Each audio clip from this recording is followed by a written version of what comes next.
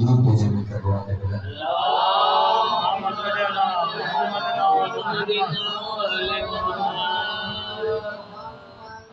اعوذ باللہ من الشیطان الرجیم بسم اللہ الرحمن الرحیم الحمدللہ رب العالمین وصلی اللہ علی سیدنا ونبینا ابی القاسم المصطفى محمد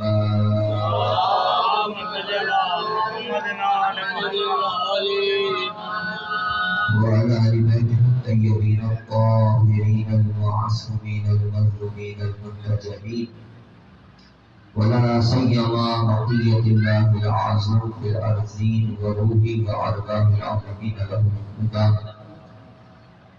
ولعنة دائم على أعدائهم أجمعين من الآن إلى قيام يوم الدين. قال الله تبارك وتعالى في كتابه المجيد والقرآن الحميد وقوله الحق يا أيها الذين آمنوا اتقوا الله وقولوا قولا سديدا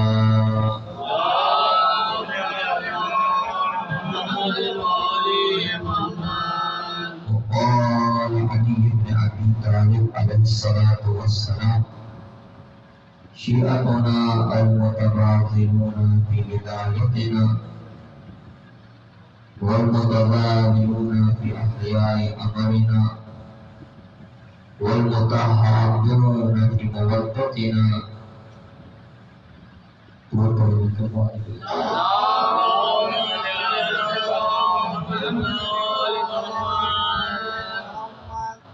عزیزان سید الشہداء علیہ السلام جی سامعین،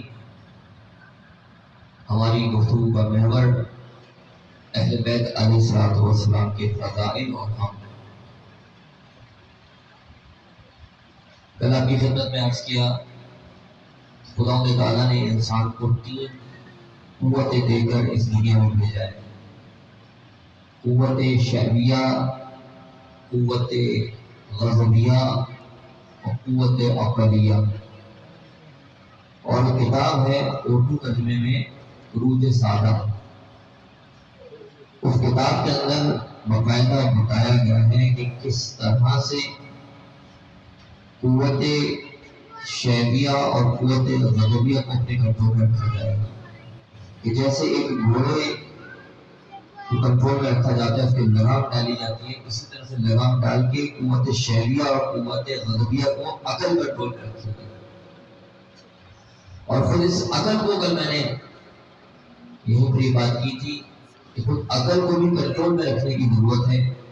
کل ایک جوان نے سوال کیا، اور سوال کرنے چاہیے، بہت اچھی بات ہے۔ اگر آپ کو کوئی بات سمجھ میں نہیں آتی ہوتی ہے، یہی اتنی نشست ہوا کرتی ہے کہ اگر بات سمجھ میں نہیں آئی یا کچھ ایسا لگا، اپنے اس ذہن کے اس چیز کو کلیئر کیا جائے۔ یہی انسانیت کا درس ہے۔ انسان میں اور حیوان میں یہی فرق ہے کہ وہ چاہتا ہے، تقدو کرتا ہے کہ کسی طرح سے مسائل کو سیکھا جائے۔ تو یہاں کنٹرول کرنے سے مراد یہ نہیں ہے کہ جس طرح سے شہوت کو اگر انسان کنٹرول میں رکھے گا تو عفیف انسان ہے، باعزت انسان ہے۔ اور خدا تعالیٰ نے اس کا ذمہ داری جو دی ہے، اگر یہ قوت شہویہ اگر انسان میں نہ ہو تو یہ ازدواج کی طرف رغبت نہ کرے، اولاد نہ ہو، نسل آگے نہ بڑھے۔ اگر یہ غصہ نہ ہو زندگی میں، انسان نے جو دی ہے یہ صفت، تو وہ میدان جنگ میں جا کے کیا کرے گا؟ اندر سے ایک جذبہ ہونا ضروری ہے، ایک غصے کا احساس ہونا ضروری ہے تاکہ دشمن کا مقابلہ کر سکے۔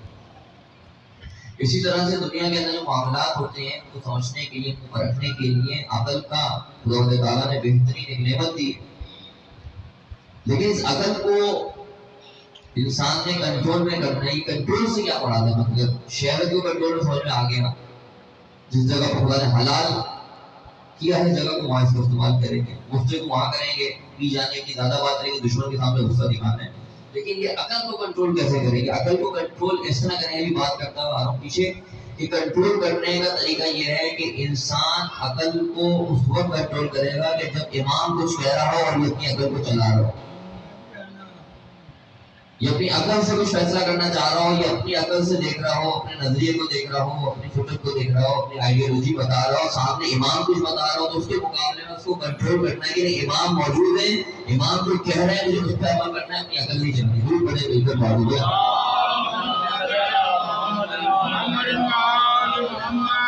تو بس کنٹرول کرنے کا طریقہ یہ ہے کہ آئمہ کے اقوال، قرآن، احادیث ہمیں کچھ بھی کہیں گی، یا خود وقت کا امام پردہ غیبت میں جانے سے پہلے بیان کر کے چلا گیا کہ اب جو بھی معاملات ہیں اگر تمہیں جاننے ہیں تو پھر ہمارے تم نائبین سے پوچھو۔ اب ہم نے یہاں پہ عقل نہیں چلانی کہ یہ اس کو فقہ اس طرح سے کریں، اس کام کو اس طرح سے کریں، اب ہمیں نائبین کے پیچھے جانا ہے، ان کی پیروی کرنی ہے، اور وہ جانا کل کی مجلس میں مسجد کے اندر بیان کیا تھا کہ اس طرح سے ہے کہ جس طرح سے ایک ڈاکٹر کے پیچھے جانا، کوئی ایسا کوئی خاص نہیں ہے ڈاکٹر کے پیچھے جانا، بلکہ جب امام کا ضرور ہوگا تو یہ ساری مشکلات ہماری دور ہو جائیں گی، یا آپس کے اختلافات جو ہیں دور ہو جائیں گے، کیونکہ وجہ کیا ہے؟ وجہ یہ ہے کہ یہاں پر انسان دیکھتا ہے کہ وہ بھی تو ہم جیسے ہیں، انسان ہیں، ہم ان کی پیروی کیوں کریں؟ جبکہ ڈاکٹر کے پاس جاتا ہے تو یہ نہیں کہتا کہ میں اس کے سامنے کیوں لیٹوں، اپنا بائی پاس کیوں کراؤں، یہ بھی تو انسان ہے۔ جب اس کو بخار ہوتا ہے تو وہ پھر جا کے ڈاکٹر سے یہ نہیں کہتا کہ یہ بھی انسان ہے، میں اس کے پاس کیوں جاؤں، میں اپنا علاج کیوں نہیں کر لوں، میں اپنے والد کے علاج کیوں نہیں کر لوں خود۔ لیکن جیسے ہی فقہی معاملات اور دینی معاملات آتے ہیں تو فوراً شیطان اس کے اندر نفوذ کرتا ہے اور کہتا ہے کہ یہ تمہاری طرح تو ہے، تم اس سے پیچھے کیوں جا رہے ہو۔ اور یہی کیونکہ ہمارے مزاج اس زمانے کے لحاظ سے اس وقت آئمہ کے زمانے میں جب یہ ہوا کرتے تھے، امام حسین علیہ السلام، امام علی علیہ السلام، تو یہی کہتے تھے کہ پیغمبر تھے خدا کی طرف سے، قرآن میں بھی ذکر ہے، اور ہم ان کی پیروی کیوں کریں امام علی علیہ السلام کی؟ یہ بھی صحابی ہیں، ہم بھی صحابی ہیں، وہ بھی تبع تابعین ہیں، وہ بھی تبع تابعین، اس طرح کرتے کرتے ہم ان کی کیوں پیروی کریں؟ یہ بھی ہمارے جیسے تو ہیں، عام بندے ہیں، ان کے اندر بھی یہی خطور تھا، وہ یہ دیکھتے تھے کہ یہ خدا تعالیٰ کی طرف سے بھیجے ہوئے ہیں۔ جب نبی نے فرمایا من کنتم مولاه فهذا علی مولا، اس کا مطلب یہ ہے کہ وما ينطق عن الهوى، یہ اپنی طرف سے نہیں کہہ رہا، خدا تعالیٰ کی طرف سے کہہ رہے ہیں، لیکن صرف رسول کو مان لیا، بات اولو الامر منکم کو نہیں مانا۔ وجہ کیا ہے؟ ہماری طرح یہ بھی صحابی ہے، ہم نے بھی رسول کو دیکھا، انہوں نے بھی رسول کو دیکھا، تو جو فیصلہ یہ وہاں پر جا کے صحیفہ میں کیا جا رہا ہے یہ ہے، آپ اپنے منتخب کرنا ہے، اب اس میں جو ہے وہ کسی کو چننا ہے اور چن لیا گیا۔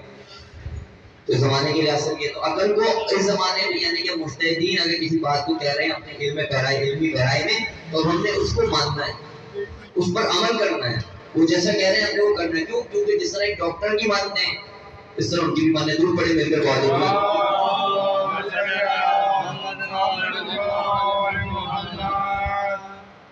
تو آپ کی سماعتوں کی نظر یہ کیا تھا میں نے شروع میں کہ وزٹ کرتا ہے، یہ تقاضا ہے مولا کا، جتنے فضائل پڑھتے ہیں وہ ہم سے تقاضا کرتے ہیں کہ وزٹ کرو، اپنے آپ کو مشکلات میں ڈالو اگر آپ واقعی ہمارے چاہنے والے ہو، کیونکہ ان کے صاحب نے کر کے دکھایا، کربلا کے میدان میں کر کے دکھایا ہے، کہا ہمارے چاہنے والے وزٹ کرو۔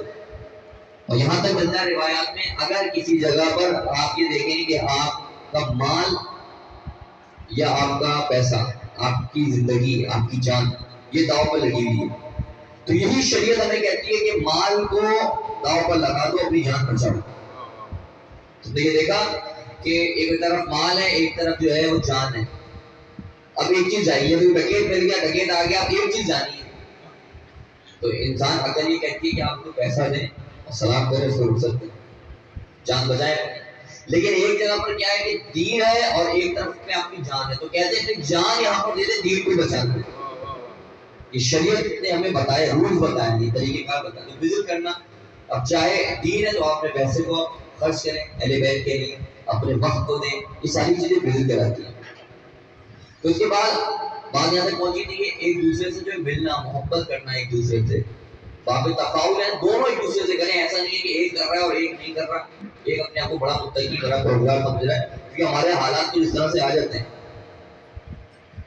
ہم اسی طرح سے دیکھتے ہیں کہ بھائی یہ مثال کے طور پہ کسی کو جاب چاہیے تھی، کیونکہ ہم لوگ کہتے تو ہیں کہ امام علی علیہ السلام عادل تھے اور عدل کیا کرتے تھے، ان کے واقعات بھی پڑھتے ہیں، لوگ میں محظوظ بھی ہوتے ہیں، باقاعدہ جانتے ہیں وہ دو افراد، چونکہ مجھے واقعات کو پڑھنا ہے تو اس کو تطبیق کرنی ہے اپنی زندگی کے اندر کہ ہم کیا کر رہے ہیں۔ تو اب کہتے ہیں طلحہ و زبیر جب آئے تو اس رات کی تاریکی میں آئے، اس تاریکی کے اندر آئے، رات میں ملنا چاہتے تھے. ابھی آپ کو ظاہری حکومت ملی تھی تو یہ دونوں آ گئے، تو دیکھا کہ آپ کچھ لکھ رہے ہیں اور ایک چراغ کو آپ نے جو روشن کیا ہوا ہے، اس روشنی سے آپ لکھ رہے ہیں. تو ان طلحہ و زبیر نے آ کر جو بات کرنا چاہی، بہت زیادہ دیر گزر گئی، انہوں نے کہا بہت زیادہ وقت جا رہا ہے اس کے اندر. وہ فوراً آگے بڑھے، بڑھ کر کہا کہ مولا ہم آپ سے بات کرنا ہے، کافی دیر سے گفتگو ہے. تو آپ نے فرمایا یہ بتاؤ کہ تم ہمارے حکومتی کام سے آئے ہو یا اپنے ذاتی کام سے آئے ہو؟ جو رشتہ داری تھی، ہماری فیملی ٹرمز ہیں، وہ تمہارا اس لحاظ سے تمہارے یہ کام ہے، ضرورت ہے، یا تمہارا جو کام ہے وہ حکومتی لیول کا ہے؟ تو انہوں نے کہا کہ اس کو یہ بتا دینا کہ ہمارا جو ذاتی کام ہے، خاندانی کام ہے، تو زیادہ بہتر ہوگا، اپنائیت اس میں زیادہ ہے. تو انہوں نے کہا کہ ہمارا جو خاندانی کام ہے، جو آپ کام کر رہے تھے آپ نے اس چراغ کو بجھا دیا اور دوسرے چراغ کو جلایا. تو جو اپنی بات لے کر آئے تھے وہاں تو رک گئے کہ کیا پوچھیں. پہلے انہوں نے یہ پوچھنا چاہا کہ مولا اس چراغ کو گل کیوں کر دیا اور اس کو روشن کیوں کر دیا؟ تو انہوں نے کہا اس کو اس لیے روشن کر دیا کہ تم آئے تھے میرے پاس میں ذاتی کام سے، خاندانی کام سے آئے تھے. یہ جو چراغ جل رہا تھا، یہ جو پیسے تھے یہ ہمارے حکومتی پیسے تھے. جب یہ حکومتی پیسے تھے، اب میں تم سے جو بات کرتا تو وہ حکومتی لحاظ سے یہاں خیانت ہو جاتی. تم آئے تھے ہمارے ذاتی کام سے، اس لیے میں نے اس کو جلایا جو کہ میرے ذاتی پیسوں کا ہے. تو اب جو وہ اپنی بات لے کر آئے تھے وہ سمجھ گئے کہ جو علی ایک چراغ کے اندر جو کمپرومائز نہیں کر سکتا، کیسے ممکن ہے جو چیز ہم ان سے لینے آئے ہیں، کیونکہ غالباً لکھا ہے روایات میں کہ وہ جو آئے تھے وہ کوئی پوسٹ لینے آئے تھے کسی جگہ کی، کہ کسی جگہ پر حکومتی لحاظ سے ہمیں کہیں کام مل جائے، ہماری کوئی سیٹ مل جائے، کوئی رتبہ مل جائے. جب انہوں نے یہ دیکھا علی ایک چراغ کے اندر جو کمپرومائز کرنے کو تیار نہیں ہے، بغیر سوال کے چلے گئے واپس. تو یہ جو متحابون کی بات ہے، دونوں طرف سے جو ہے وہ محبت ہونا، دونوں طرف سے ہونا ہے محبت، وہ آسان نہیں ہے. یہ کب ہوگی کہ جب دونوں دین پر، دونوں واقعات مومن، دونوں کی زندگیوں میں خدا ہو، جب یہ ممکن ہے، ورنہ ممکن نہیں ہے. ہمیں دیکھتے ہیں مثال کے طور پہ ایک صاحب جو اپنے دفتر تھا اور انہوں نے اپنے دفتر کے اندر اشتہار لگا دیا کہ بھائی ہمیں جو ہے ضرورت ہے، کوئی ملازمت کرنا چاہتا ہے یہاں پر آئے. دو افراد آ گئے، ابھی جو ہے مثال دے دونوں مومن آ گئے، دونوں مومن ہیں، لیکن ایک جو ہے وہ پڑوسی بھی ہے اور دوست بھی ہے، دوست کا بیٹا بھی ہے، اس طرح سے اس کے حالات ہیں. اور ایک جو ہے وہ ہے تو مومن، سید اس کے بھی لکھا ہوا ہے لیکن کہاں سے آیا نہیں پتا. اب اس نے دیکھا اس کو رکھ لیا جس کو جانتا تھا، تو جس کو رکھا ہوا کہے گا اس سے بڑا تو مومن ہے ہی نہیں، کتنا اچھے انسان ہے بتاؤ. انہوں نے مجھے جاب پہ رکھ لیا، واقعی مومن بنتا ہے مومن، اس کی نظر میں یہی مومن ہے کیونکہ اس نے اس کو جاب پہ رکھا ہے. اسی طرح سے اگر ایک جگہ پر ایک اہل تسلم آئے، ایک اہل تشیع آئے جاب کرنے کے لیے آئے، جو جاب دے رہا تھا وہ اہل تشیع تھا، اس نے دیکھا کہ بھائی اس کے آگے سید لکھا ہوا ہے، ماتمدار ہے، اس جگہ کا نشان بھی اس کے نظر آ رہا ہے، اور اس چیز کے اوپر اس نے یہ اس کو رکھ لیا. تو وہ کہے گا کہ وہ بہت بڑا مومن ہے بھائی، اس سے تو مجھے رکھ لیا، اور وہ آیا تو اس کا کافر تو اس کو نہیں رکھا، ہمارے لحاظ سے یہ مومن ہو جائے گا. اسی طرح سے ان کو اگر اس کی مثال لے لیں تو وہ کہیں گے کہ بھائی یہ تو کالے کپڑے پہنا ہوا یہ ایسا بندہ ہے، وہ ان کو نہیں رکھیں گے، وہ اپنے کسی بندے کو رکھ لیں گے، لمبی داڑھی والے کو، کسی ایسے بوڑھی والے کو رکھ لیں گے. اور پھر اس کو کہے گا کہ یہ واقعاً حضرت رسول خدا کا پکا صحابی تو یہی ہے اس زمانے کا، اور ہمارا کہے گا مومن یہی ہے جو اتنا بہترین بندہ ہے کسی سے مجھے فوراً سمجھا مجھے جاب پہ رکھ لیتا. حقیقت یہ دونوں جو ہے وہ صحیح راستے پر نہیں ہے. دین ہمیں یہ کہہ رہا ہے کہ اگر وہ جاب کرنے کے لیے آ رہے تو یہ دیکھو جو کام لینا ہے وہ کون بہتر کر سکتا ہے. اس کے اندر کوئی شیعہ سننے کی بحث نہیں ہے، اس نے اپنی نوکری کے لیے ایک اوپن ایک اشتہار دیا ہے، کوئی بھی آ جائے. اب آنے کے بعد اس نے کیا کرنا ہے، میرٹ پہ لینے کے لیے یہ دیکھنا ہے کہ کون ان میں بہتر ہے. لیکن ہمارا کیا ذہن بنا ہوا ہے، ہمارا ذہن یہ بنا ہوا ہے کہ جو اچھا ہوگا، جو ہمارا بندہ ہوگا وہ اچھا ہوگا، اور جو ہمارا بندہ نہیں ہے ہمارا صحیح نہیں ہوگا. تو یہ عدل نہیں ہے زندگی میں. تو یہ متحابون ہے کہ دونوں طرف ایک دوسرے سے محبت کرنے والے ہوں. جسی المتظاہرون فی احیاء، ہمارے نا یہ ایک جگہ پر بیٹھتے ہوں تو وہاں جا کے ہماری حدیثوں کو بیان کرتے ہوں اور ایک دوسرے کو دین کی طرف دعوت دیتے ہوں. اس کے بعد ہماری بات پہنچی تھی کہ وہ ایک غضب لم یظلم، غصہ نہ آئے کو. اس کے اوپر کل میں نے آپ کو کچھ مثالیں دی، جنگ کی مثال دی، عبدال کی مثال دی. خود یہاں پر ملتا ہے کہ مدینے کے اندر امام متقیان علی بن ابی طالب علیہ السلام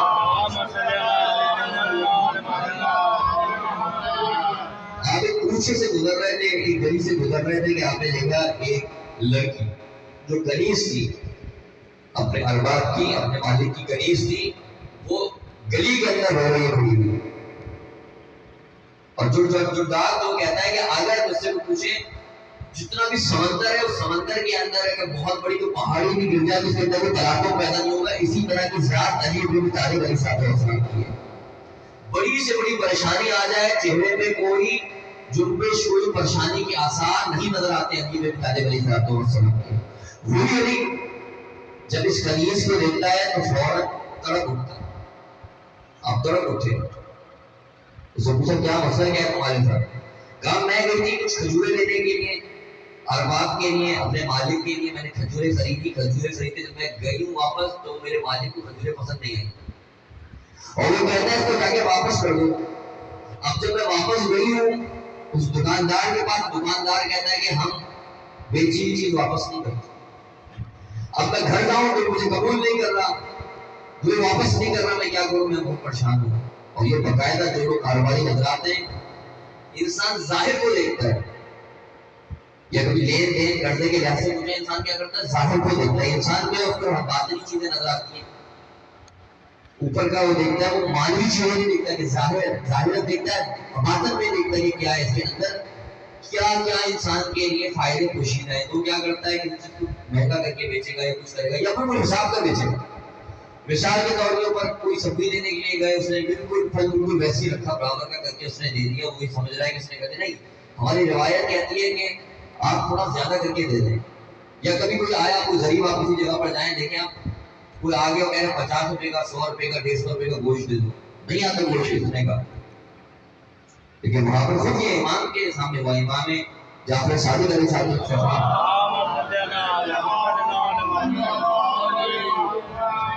آپ گئے بازار سے گزر نے دیکھا ایک عورت ہے، وہ بہت کم پیسے لے کے آئی ہے اور وہ کہہ رہا ہے کہ سلا پیرس کا جو گوشت نہیں آتا، اور 7 پیرس سے گوشت نہیں آتا. تو ہم وہاں پہ گئے، آپ نے کہا کہ جتنے بھی پیسے دے گی اس کو دے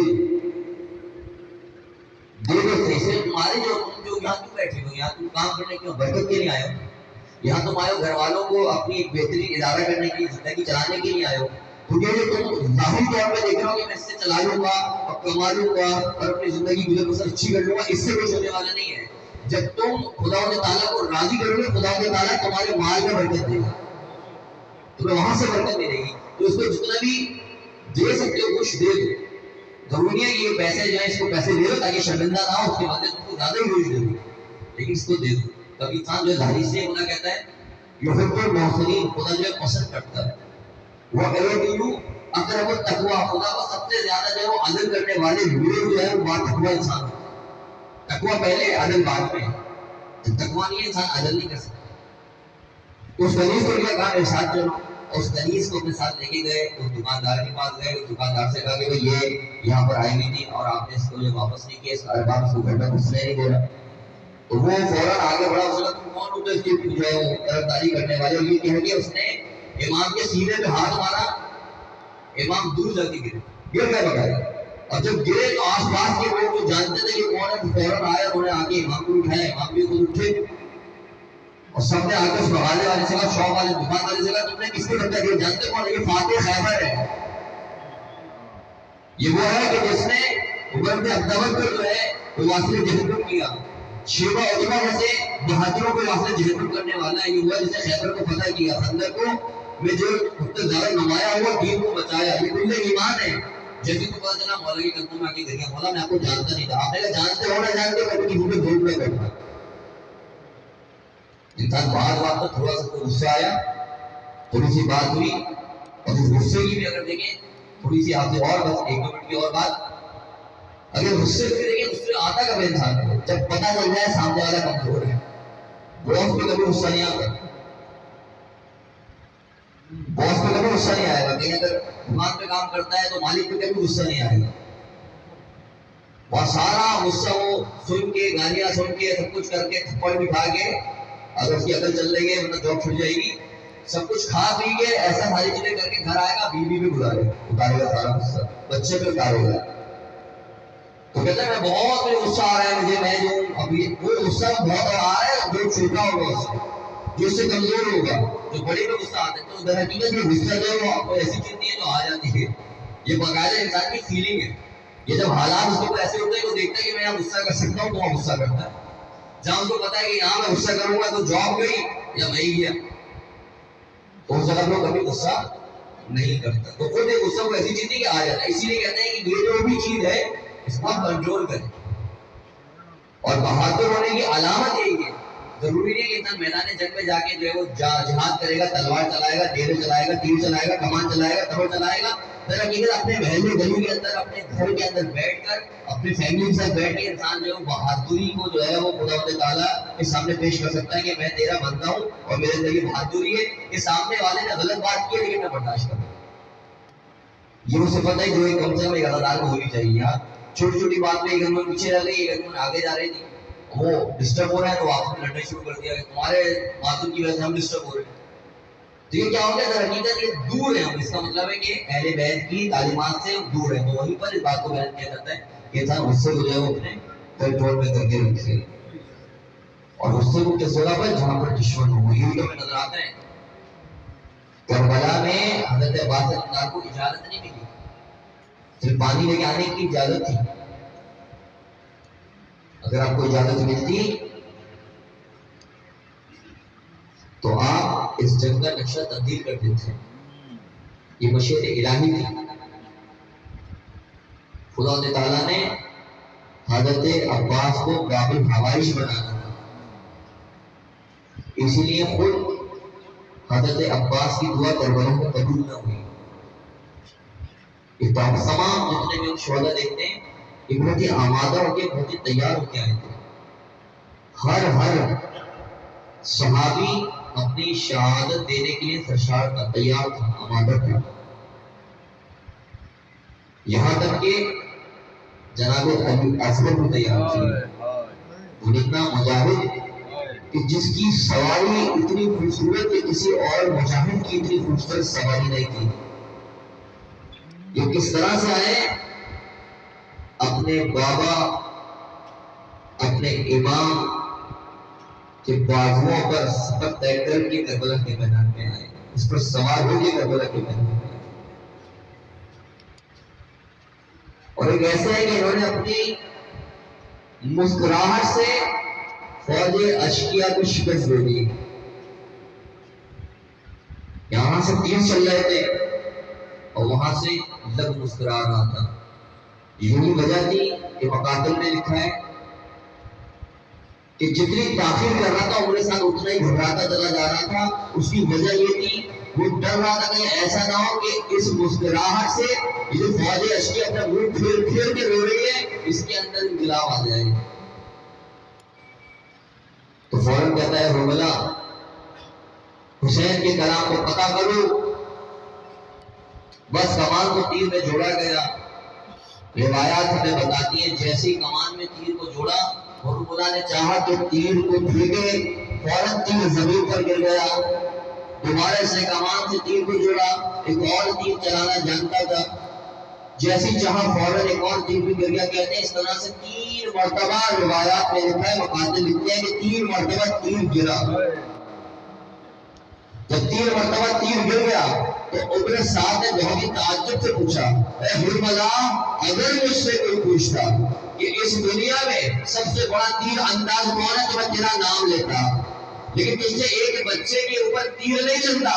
تو حرملا نے خیمہ حسینی کی طرف اشارہ کر کے کہا کہ اے ابن سعد میں کیا کروں؟ جب بھی میں کمان میں تیر کو جوڑتا ہوں وہاں سے خیمہ حسینی کا پردہ ہٹتا ہے اور ایک بیوی کہتی ہے اے حرملا تیرا تیر بہت بڑا ہے، میرے اصغر کا گلو بہت چھوٹا.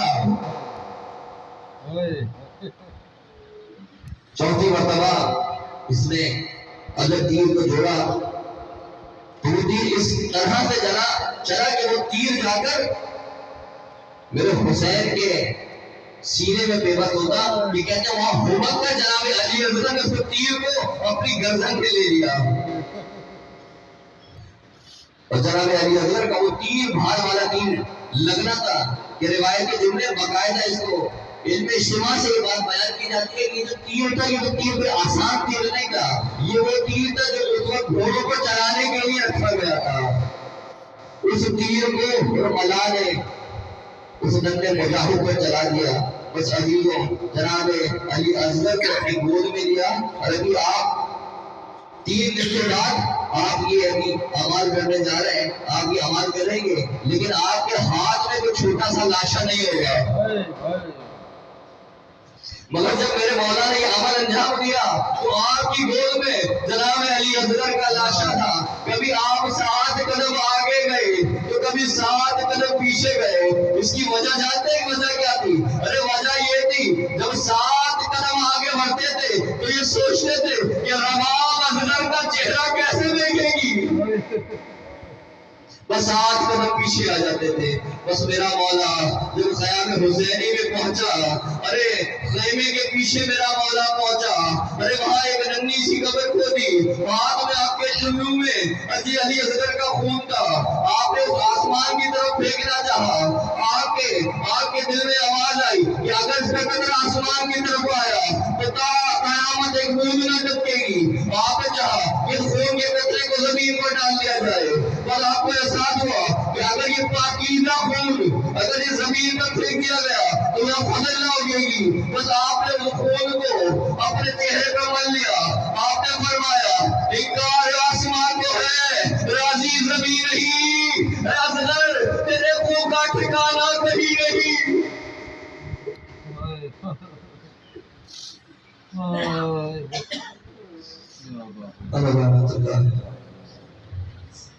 پروردگار امام زمان کے ظہور میں تعجیل فرما، ہم لوگ کے والوں صاحب قرار فرما، صاحب خانہ کے دینی حاجات کو شرعی حاجات کو پورا فرما، اپنے فرش مجلس کو سمجھنے، اس کے فلسفے کو، اس کی ذمہ داری کو سمجھنے کی توفیق عنایت فرما، آپس میں اتحاد محبت سے زندگی گزارتے رہنے کی توفیق عنایت فرما۔ پروردگار امام زمانہ کے ظہور میں تعجیل فرما، ربنا تقبل منا انک انت السمیع العلیم برحمتک یا ارحم الراحمین۔